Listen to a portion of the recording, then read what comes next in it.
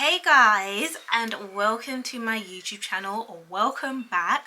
I have not been on YouTube for about 2-3 years, but I am back and I'm ready to kick off my channel with book reviews. So my first book, we're just getting straight in there, is Becoming Bulletproof: Life Lesson from a Secret Service Agent by Poumpouras. I apologize if I said her name wrong.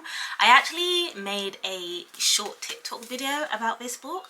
I just feel like this book has so many gems. I needed to make a YouTube video.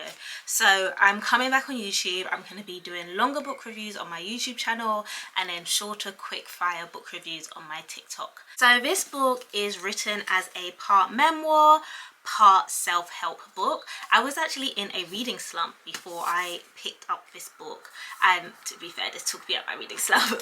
So as I said, longer videos on YouTube, so I'm gonna go through this. So the first part I want to talk about is chapter 1, How We Fare, and this is all about surviving fear. I think this part in the book is like quite eye-opening, to be fair, all about fear. But it starts off, so why aren't people more afraid of dangers with a higher statistical probability, like car accidents? Why do we become so preoccupied with threats that have an incredibly low chance of ever occurring? Our fears have to do with several things, the first of which is the sensationalization nature of incidents by the media. When things that rarely happen, they become newsworthy. We were more likely to see and thus remember the social media post or evening news story about the victim of an unlikely tragedy, a surfer attacked by a great white shark off the coast of California, than you are about the 2-vehicle accident that sent one driver to the hospital, something so common it likely won't even make the news. Exposure to those kind of stories make those unlikely threats feel more real to us, and that fear overrides our ability to logically assess the probability of those things actually happening. Now, I really like that bit because it is totally true.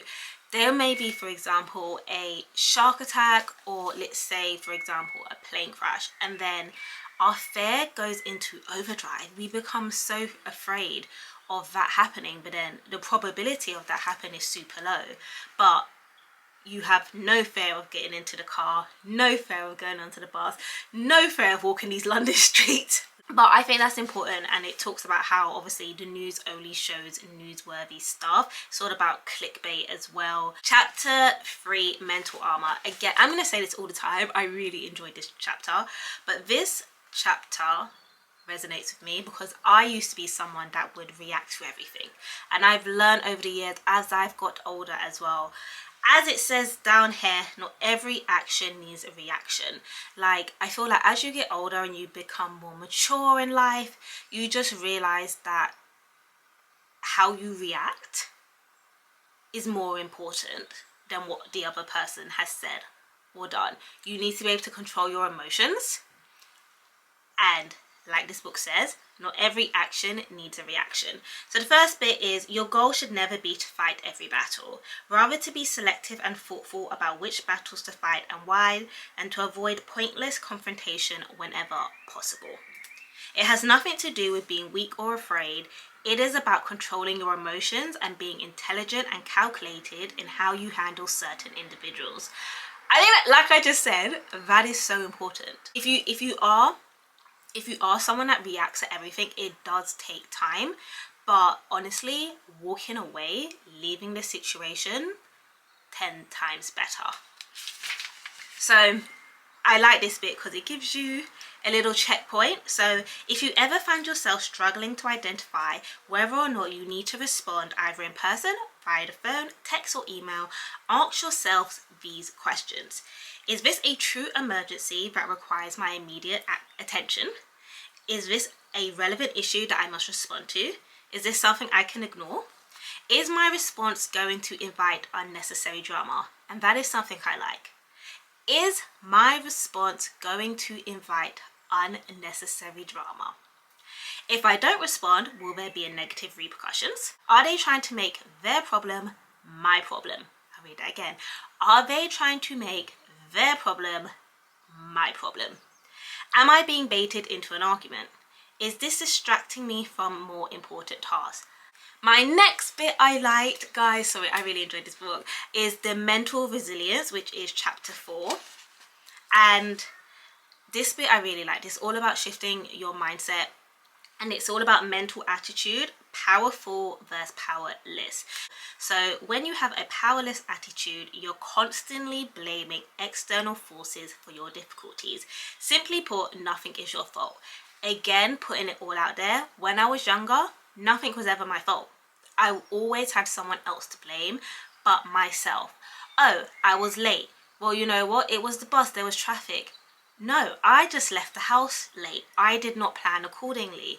This went wrong, that went wrong. It was always someone else's fault but my own. Again, this all comes with, as I grew older and just become more mature and everything, I realized I need to take accountability for my actions as well.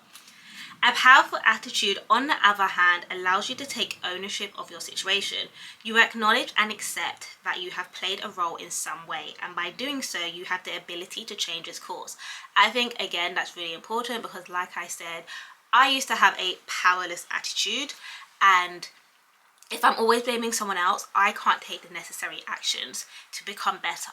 Okay, so if I'm late one day, what do I need to do to become early the next? I know there's traffic. I live in London. There's always traffic. There's always something wrong. If I'm gonna catch cab, what happens if the cab doesn't come, if the cab cancels? There's all these external factors that need to be factored in. And instead of blaming, oh, well, the cab driver was late, allow extra 10 minutes. If you arrive early somewhere, that's fine. How others influence you. Influence is knowing when taking a break from others is in your best interest. There are moments in our lives when we're most vulnerable or susceptible to the opinion of others. People can confuse us, make us second guess ourselves, or completely derail us from achieving our goals. At times, we unknowingly allow ourselves to be influenced by those we're closest to. Judgments and attitudes held by parents, spouses, siblings, or good friends can weigh heavily on the choices we make, even if we aren't fully aware of it. The antidote is solitude and self-reflection. Spending time alone will help you determine whether the thoughts and emotions you carry are truly yours, or if you've taken on the attitudes, beliefs, and biases of the people or culture surrounding you. And this is a really good point to end on. When it comes to taking a leap, the first obstacle to push past will always be yourself. First, look at the tone and attitude of your thoughts. Are they self-limiting? Do you sabotage a goal by convincing yourself there are too many obstacles in your way? Do you focus on all of the reasons why you can't pursue something rather than how you can? There will always be that voice of doubt that crops up when you're considering taking a risk. There will always be an inner critic lurking in the wings, willing to point out all your flaws and inadequacies. If you turn every obstacle into a wall you can't get over, you let yourself become the cause of your failures. Knowing how to notice and navigate the self-editing process is the difference between trying or not, achieving or not. The first no you should hear should never come from you. I'll say that again. The first no you hear should never come from you. At the end of the day, the one person you should be able to fully rely upon to save you is you. Now, I'm going to end the video right there. I really, really enjoyed this book. I think if you could still see it, Becoming Bulletproof by Poumpouras. Highly recommend it. It's an easy read, not too long as you can see. So yes, guys, welcome back / welcome, and we'll be back with loads more videos. Thank you for watching. Bye guys.